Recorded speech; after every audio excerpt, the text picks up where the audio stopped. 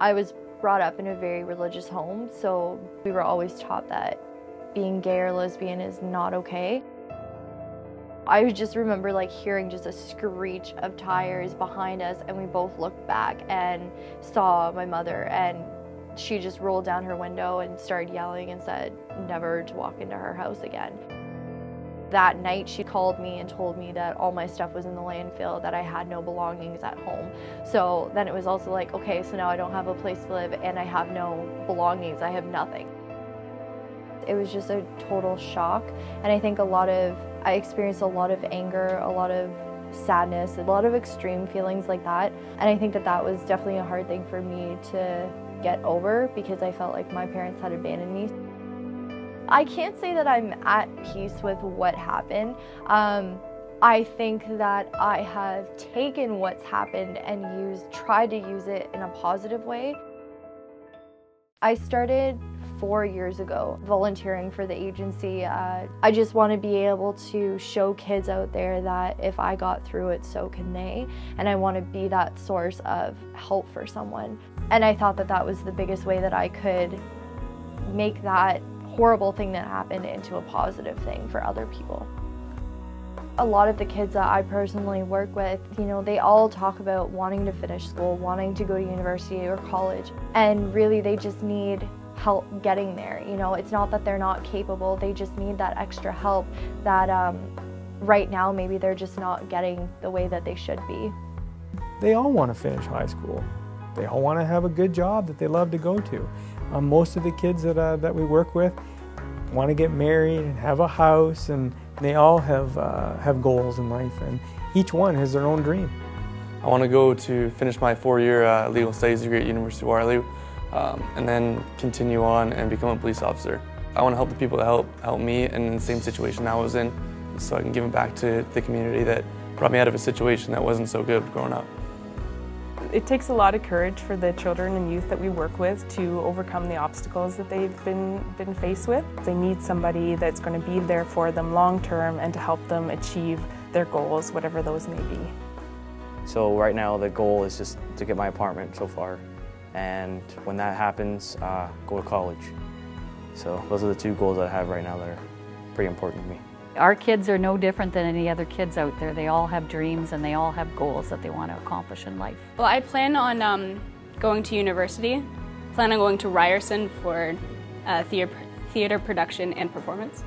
I really want to get into architecture after I graduate high school. The supports that we as a society put into their lives are crucial, from guidance to school support to financial support, counseling, just being there for them and listening to them. So just imagine at the age of 17 and a half what it would be like having to start to think about that you're going to be at 18 setting up your own apartment and leaving your home that you've known, if it's with a foster family or some other sort of placement, at the same time as dealing with all the other struggles of high school that every other 17-and-a-half-year-old is having to deal with. So that's really a crucial time where you need the support around you to help you make decisions, help you, plan for independence. So that's a really important time. Right now I'm actually pretty nervous about leaving care because going off to college basically is going to be really hard for me without the supports. I'll basically crash. Being a teen and adolescent just in general is a very difficult time of life. And being a Crown Ward, now you have all the other things that go along with that in addition to being a teen and an adolescent. So now all of a sudden you're thinking, I'm living in this foster home, but I'm turning 18, I'm going to have to move out, I'm going to have to all of a sudden learn how to pay rent, pay my bills, go to school and get my education.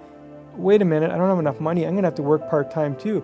That's a lot to ask of these kids. It's a lot to ask of any kid. When you're 21, we hope that you're engaged in some kind of post-secondary education. And if you are, you're likely only halfway through it. And at 21, you lose financial and emotional support from the agency at a time when you could really use it the most. By the time I'm 21, I'll be in my second year of culinary college, and I'm hoping to go there for like 3 or 4. So it'll be a fact of where they're gonna kind of cut you short there, and it's going to be tough after that. I've got to figure out how to push through with no one there supporting me, nobody giving me motivation.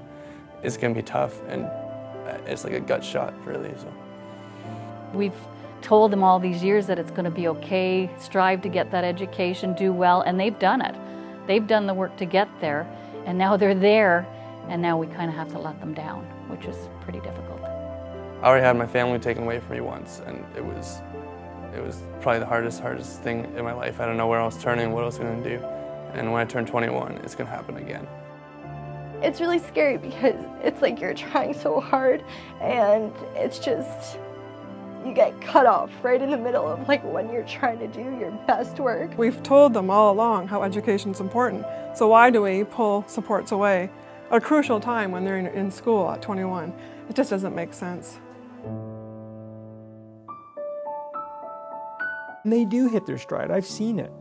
But it takes them a little longer, and that's because of all the trauma and the adversity that they've had to deal with and they deal with on a daily basis. So they need that little bit more time. How do we give them a little bit more time?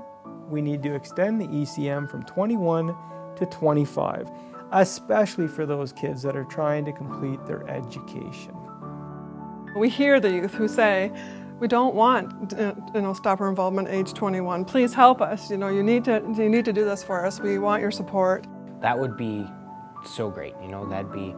That'd get me enough on my track that I could, kind of take that extra time to get used to living on my own. It would make going to school and classes a lot easier because I won't have to worry about paying for rent. I'll always know that I have that money to pay for a roof. I really want to get into architecture. Theater production and performance. Go to college. Become a police officer.